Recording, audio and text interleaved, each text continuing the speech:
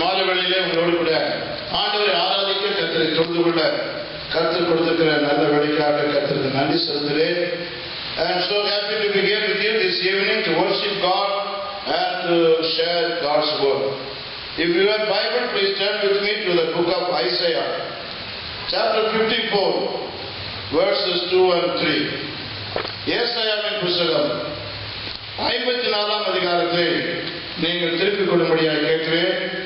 அதிலிருந்து 2 வசனங்களை நான் வாசிக்க விரும்புகிறேன்.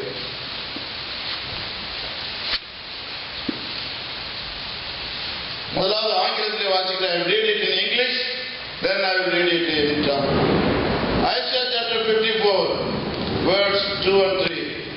Enlarge the place of thy tent. Let them stretch forth the curtains of the inhabitants. Spare not, lengthen thy cords, and strengthen thy stakes.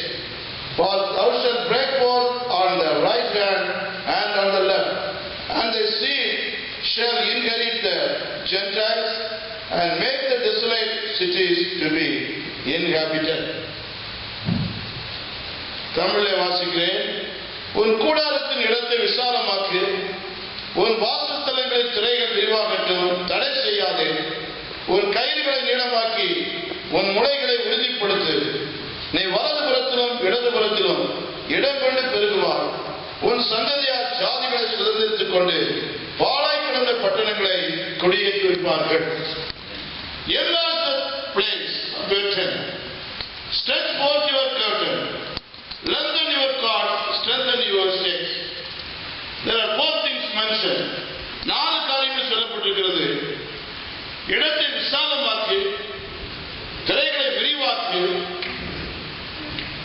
கயிறுகளை நீளமாக்கு, முளைகளை உறுதிப்படுத்து. விசாலமாக்கு, விரிவாக்கு, நீளமாக்கு, உறுதிப்படுத்து. Enlarge, stretch forth, lengthen, strengthen. 4 முக்கியமான காரியங்கள் சொல்லப்பட்டிருக்கு. There are 4 important things are mentioned.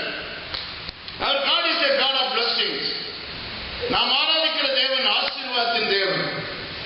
அவரிடத்தில் எல்லா ஆசீர்வாதங்களும் இருக்கிறது. Our God is a God of blessings. He has all the blessings. Whatever we need in this world and the world to come. There is no shortage in His resource. ஆண்டவரிடத்திலே ஒன்றும் குறைவில்லை. இந்த குறைவில்லாத ஆண்டவர் நம்மை பார்த்து கேட்கிறார், நான் உன்னை அதிகமாய் ஆசீர்வதிக்க நீ இடத்தை விசாலமாக்கு. முதல் காரியத்தை Enlarge the place of your tent.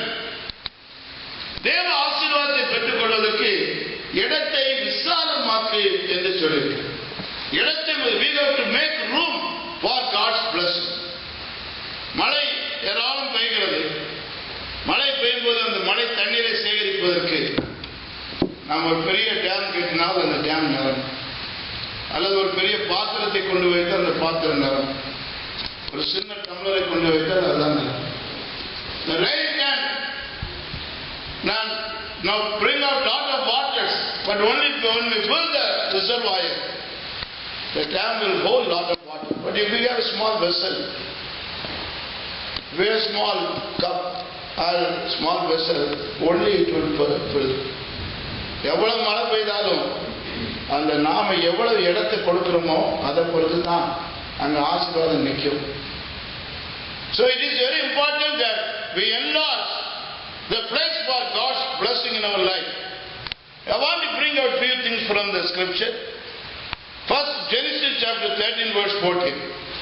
ஆதியாகமம் 13ஆம் அதிகாரம் 14ஆம் வசனத்திலே God said to Abraham in Genesis 13:14, God said, lift up your eyes and see the land. உன் கண்களை உயர்த்தி நீ இந்த இடங்களை பார்.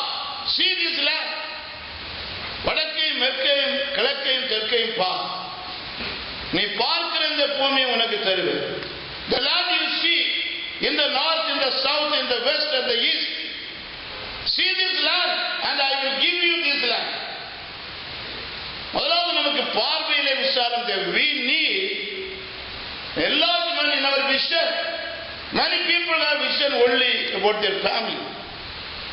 Many pastors have their vision only for their local church. நம்முடைய தரிசனம் விசாலமாய் இருக்க வேண்டும். கரங்களை ஆமென் சொல்லுங்க. ஹல்லேலூயா. நான் என் குடும்பமும் ரட்சிக்கப்படணும், ஆசீர்வதிக்கப்படணும். இதுலயே நம்ம ஜெபம். ஆண்டவரே, நான் அநேகருக்கு ஆசீர்வாதமாய் இருக்க வேண்டும். I want to be a blessing to many people. Vision. We need the vision about our life, about our family, about our church. தரிசனம் தேவை. தரிசனம் இல்லாத இடத்தில் ஜனங்கள் சீர்கெட்டு போவார். Where there is no vision, people perish. நம்முடைய வாழ்க்கையிலே தேவனுடைய பிள்ளைகளாக இருக்கிறேன்னா, ஆண்டவர் ஏராளம் தருகிறேன் என்று சொல்லும்போது இடத்தை நாம் விசாலமாக்க வேண்டும். கீழே 17ஆம் வசனத்தில் வாசிப்பீர்கள் என்றால், God said, Abraham, get up and walk. Walk in this land, in the breadth and the length of this land. I will give this land to you. நீ எழுப்பி நட. நீ நடக்கிற இடம் முழுவதையும் உனக்கு தருவேன். எந்த தேசத்தில் பிரசிடென்ட் பிரைம் மினிஸ்டர் சொல்ல முடியுமா? அமெரிக்காவில் நீ நட, அதெல்லாம் தர முடியும்னு சொல்ல முடியுமா? சார்ஜ் புஷ் சொல்லுவாரா? அவர் சில மாதத்தில் இருக்கிற இடத்துட்டு விட்டுட்டு போயிடுவார். அவர் சொல்ல முடியாது. எந்த தேசத்து பிரசிடென்ட் சொல்ல முடியும். only God can promise like. நீ பார்க்கிற இடத்தை உனக்கு தருவேன். தேவனுடைய பிள்ளைகளாகிய நமக்கு நல்ல விசாலமான தரிசனமும் விசாலமான நல்ல செயல்பாடும் தேவை. ஆபிரகாம் நடந்து திரின்னு சொன்னான். ஆண்டவர் சொன்னார், அவன் நடந்து திரிந்தான். We need enlargement in our prayer. இயேசு சொன்னார் in Mark chapter 11:24 I believe, in 14:14 John, ஆண்டவர் சொன்னார், கேளுங்கள் கேளுங்கள், என் நாமத்தினால எதை கேட்டாலும் உங்களுக்கு தருவேன். Ask in my name and I shall give to you. So we should have enlargement in our prayer. நீங்களாம் என்ன ஜெபம் பண்ணுறீங்கன்னு எனக்கு தெரியாது. எனக்கு சோதத்தாரும் பலத்தாரும் மனைவி ஆசிரியர் பிள்ளைகள் ஆசிரியர் ஒரு 1,00,000 பேருக்கு நான் ஆசீர்வாதமாக இருக்குன்னு சொன்னேன். அப்படின்னு சொல்லுங்க. இருக்கிற காலத்துல எவ்வளவு பேருக்கு அதிகமா இருக்கு? நான் கோடிக்கணக்கில் ஜெபம். ஆண்டவரே, கோடிக்கணக்கான பேருக்கு என்ன ஆசீர்வாதம். Our prayer should have enlargement. We read in 2 King chapter 4 about a widow. 2 King 2 ராஜாக்கள் 4ஆம் அதிகாரத்தில் ஒரு விதவை அங்கே எலிசாவிடத்தில் வருகிறார். கணவன் மரித்து விட்டார். என் பிள்ளைகள் 2 பேரும் கடன்காரன் கொண்டு போவார். நான் என்ன செய்வேன் கேட்கும்போது, உன்னிடத்தில் என்ன உண்டு அவர் கேட்க. The widow came to Jesus, to a prophet. My husband is dead. I am a widow. My children are in big danger. The people, those who gave money, whom we borrowed money, now we are going to take them as a slave. Elisha கேட்கிறான், உன்னிடத்தில் என்ன, அவனிடத்தில் என்ன உண்டு? கடன் தான் நிறைய உண்டு. ஏற்கனவே எல்லாம் இல்லைன்னா வந்து கேட்கிறான். What you see said I what of what, என்னிடத்தில் ஒரு குடம் என்ன இருக்கு சொல்ல. நீ வீட்டுக்கு போய் பக்கத்து வீட்டிலெல்லாம் வெறும் பாத்திரங்களை வாங்கி நிரப்பு.